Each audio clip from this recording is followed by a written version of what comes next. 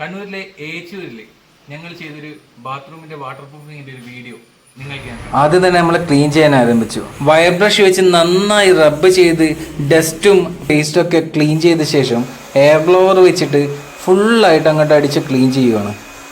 ഫില്ലിങ്ങിന് മുമ്പേ തന്നെ complete ഡസ്റ്റും out ചെയ്യുക എന്നുള്ളത് തന്നെയാണ് നമ്മുടെ ലക്ഷ്യം.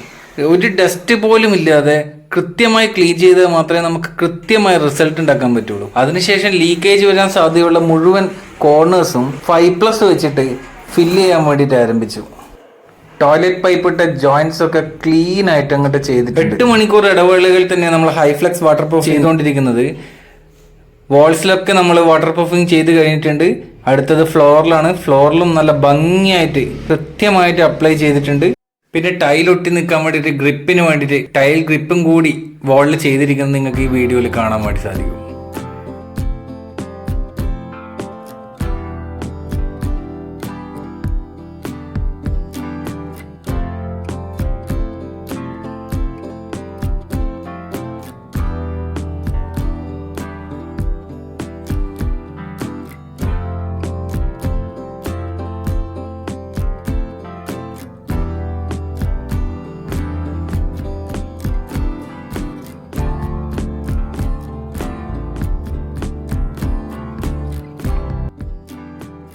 കണ്ടില്ലേ, വളരെ ഭംഗിയായി വളരെ പെർഫെക്റ്റ് ആയിട്ടാണ് ഞങ്ങളുടെ വർക്ക് അവിടെ പൂർത്തീകരിച്ചത്. ബാത്റൂമിൽ വാട്ടർ പ്രൂഫിംഗ് വർക്ക് കഴിഞ്ഞ ശേഷം മാത്രമേ ടൈലിന്റെ വർക്ക് തുടങ്ങാൻ വേണ്ടി പാടുള്ളൂ. ടൈല് നന്നായി ഒട്ടി നിൽക്കാൻ വേണ്ടി പൂഴി ഉപയോഗിച്ച് ടൈൽ ഗ്രിപ്പ് അവിടെ ചെയ്തിരിക്കുന്നത് നിങ്ങൾക്ക് വാൾസിൽ കാണാൻ വേണ്ടി സാധിക്കും.